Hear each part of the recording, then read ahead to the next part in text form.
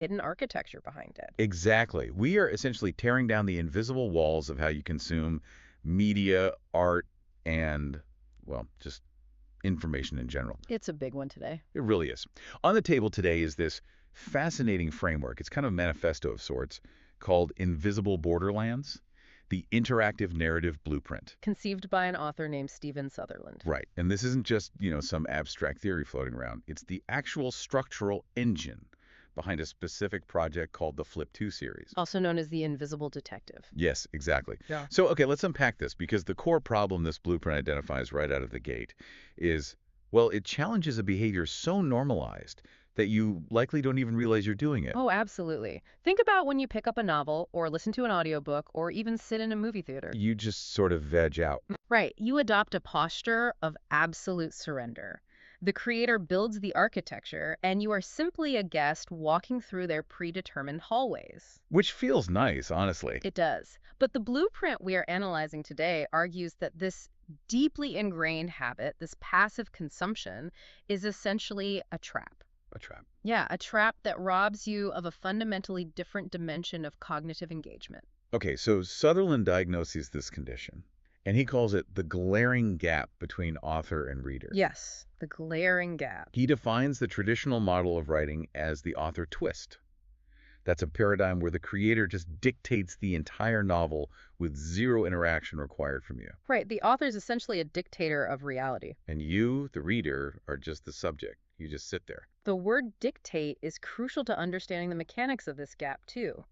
In the author twist, the communication is strictly a one-way street. A completely flat line. Exactly, a flat line moving in a single direction. It goes from the mind of the author onto the page and straight into your brain. Nothing comes back the other way. Right. Because of this, the source material argues that traditional reading is a one-dimensional or 1D experience. You are just an isolated receptacle for a predetermined narrative. That's it. You just hold the bucket and they pour the story in. I mean, I understand the critique of passivity, but let's pressure test this diagnosis a little bit. Sure. Isn't that one-way street the entire point of storytelling? How do you mean? Like, if I buy a thriller, I am buying it precisely because I want the author to dictate the journey. You're paying for the experience. Right. It's like paying for a roller coaster. Oh. I don't want to steer the cart. Right. I definitely don't want to calculate the physics of the loop-the-loop to ensure we don't fly off the track, you know. That sounds terrifying. Exactly. Yeah. I am paying for the thrill of the track that a professional engineer built for me. If I have to get out and push the roller coaster cart halfway up the hill, it's not a thrilling ride anymore. It's just manual labor. It's a chore. So why would an author view giving the reader a smooth ride as a negative thing? Well, the roller coaster is actually the perfect mechanism to explain why the author twist has dominated publishing for centuries. Because it's easy. Exactly. Our brains naturally crave cognitive ease. We want the dopamine hit of a thrilling narrative without expending the caloric energy required to solve complex problems. We want the rush without the work. But let's look at the limitation of that ride. What's fascinating here is how the source material frames this traditional dynamic almost as a mild form of neglect. Neglect, that's a strong word for reading a book. It is, but think about it. When an author is entirely focused on dictating the novel, the story is merely performing for you. Performing for you, meaning it's a spectacle, not a collaboration. Exactly the distinction. When a story only performs for you, the engagement has a hard ceiling. You are just a spectator. Right. You might experience the G-force on the roller coaster, you might scream on the way down, but you are not fundamentally participating in the creation of the thrill. You're subjected to it. You are. In the traditional 1D model, if you, the reader, figure out the mystery 3 chapters before the fictional detective does, what's your reward? I guess you just have to sit there and wait for the detective to catch up. Exactly. You are trapped in the pacing dictated by the author. Oh, that is frustrating when that happens in a book or Yes. a movie. You're just like, come on, figure it out already. Right. And the blueprint argues that this gap ignores your intellect. You have deductive reasoning. Sure. You have pattern recognition and critical thinking skills. And traditional books demand that you turn those faculties completely off and just sit still. Just sit still and watch. So if the author twist is the limitation, this 1D dictatorial sit still and watch model, then the structural solution proposed here is what the blueprint calls the reader twist. Yes, the reader twist. Instead of being dictated to, this framework hands you the case file and says, You solve it. It gives you the keys.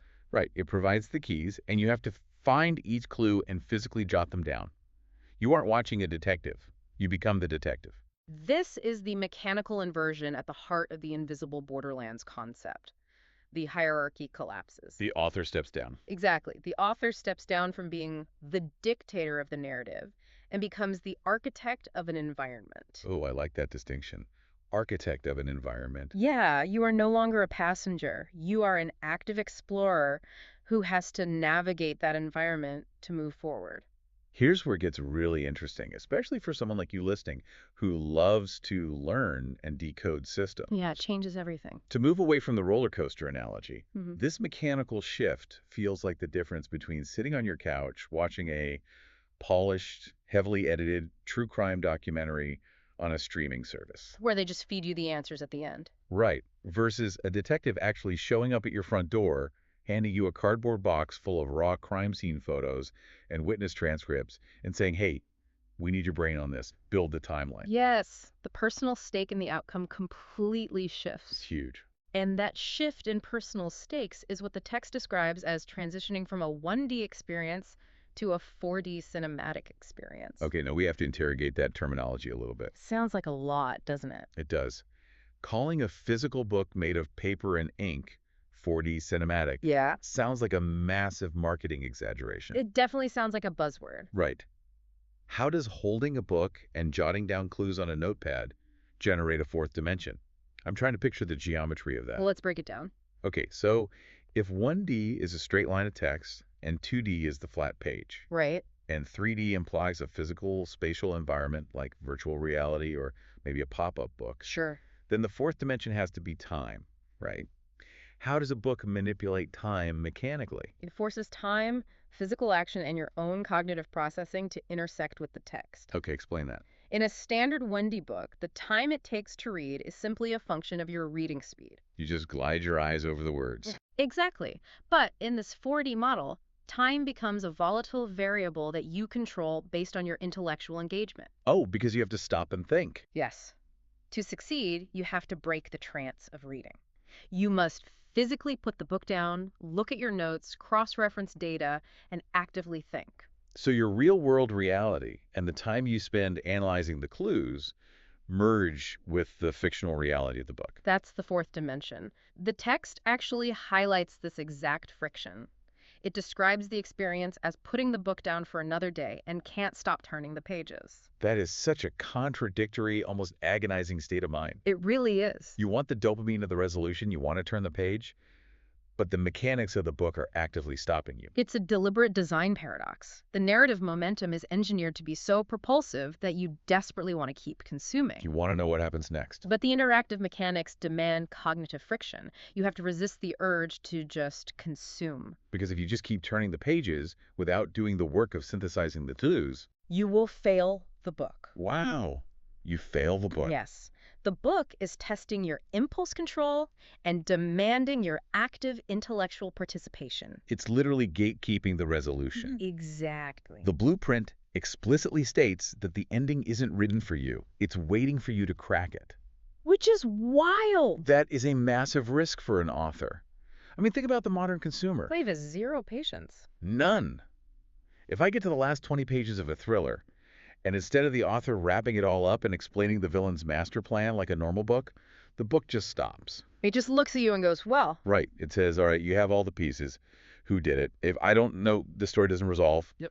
Isn't there a huge danger that the reader just gets frustrated, throws the book against the wall, and leaves a one-star review because they feel cheated out of an ending? oh, absolutely. That is the inherent risk of abandoning the author twist, Yeah. and it requires a completely different contract with the audience. The reader has to opt into the work. They do. But the psychological payoff for that risk is immense. Because you did the work. Exactly. When you are simply handed an ending, your satisfaction is fleeting. It's cheap. Right. But when you have to earn the ending through your own competence and deductive reasoning, the cognitive reward is astronomically higher. You own that resolution. You really do.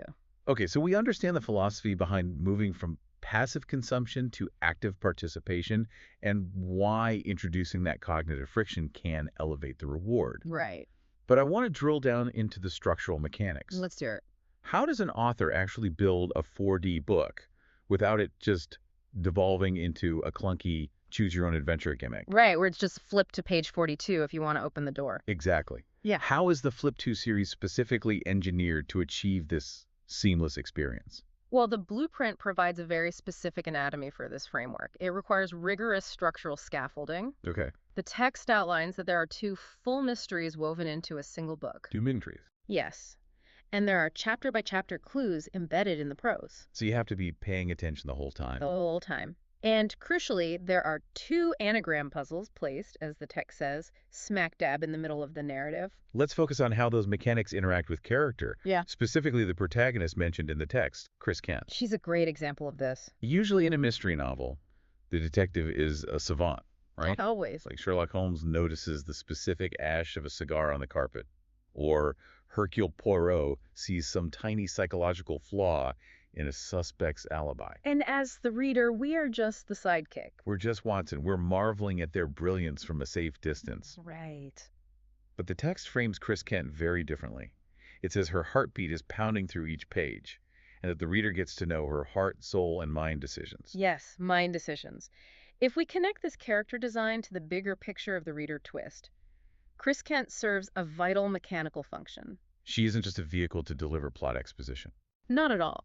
The blueprint emphasizes that you solve the mystery alongside her. You are essentially forming a peer partnership with a fictional construct. A peer partnership. So I am on equal footing with the detective. Exactly. By giving you access to her mind decisions, the author is allowing you to audit her logic in real time. Wait, so I'm not just looking at the clues she finds. I am evaluating whether her interpretation of those clues is sound. Precisely. You are analyzing her biases. Is she jumping to a conclusion because she is emotionally compromised? Oh, wow. Did she walk right past an anomaly in a suspect's alibi that you happened to jot down 3 chapters ago? Because she's human and flawed. Right. The cognitive load on the reader doubles here. You are solving the primary puzzle of who committed the crime, but you are also solving the secondary psychological puzzle of, is my partner, Chris Kent, seeing the whole board clearly? That creates a brilliant reward loop. Because if I catch something that the professional detective misses, I feel incredibly validated. You feel like a genius. I do. But mechanically, inserting anagrams smack dab in the middle of a tense thriller seems really counterintuitive to me. It sounds disruptive. Yeah. How does an author embed an anagram or a chapter-by-chapter clue without ruining the flow of the prose? It's a tightrope walk. Like if I'm reading a really tense interrogation scene and suddenly a character speaks in a weird, clunky sentence just so the letters can form an anagram later. The immersion is shattered. Completely shattered. That is the ultimate test of the author's skill within this blueprint. The dual-layer narrative has to be absolutely seamless. It has to hide in plain sight. Exactly. The prose must function perfectly on the 1D surface level. It has to provide atmosphere, character development, and narrative drive. While simultaneously hiding the 4D structural puzzle. Right. When you encounter that anagram, it acts as a massive speed bump. It forces you out of the emotional experience of Chris Kent's pounding heartbeat and drops you into the cold, analytical reality of cryptography. So you are toggling between subjective emotion and objective data analysis. Constantly. This erases the traditional boundary of fiction because your real-world analytical skills are required to move the fictional plot forward. You are knee-deep in it. You are practicing applied logic within a constructed reality. Yes. Which I think brings us to what I consider the emotional core of this entire manifesto. Let's get into it. We've talked about the mechanics, the dual mysteries, the anagrams, and the cognitive friction. Mm-hmm. But Sutherland elevates this whole concept into something deeply philosophical. He really does. He writes, and this is a quote, "You, the reader, matter to me. I'm a puzzle and you are a puzzle. We are meant to be solved and not stacked and ignored." Stacked and ignored. That is a remarkably evocative phrase for a discussion about narrative structure. It carries a really heavy existential weight. It does. So what does this all mean?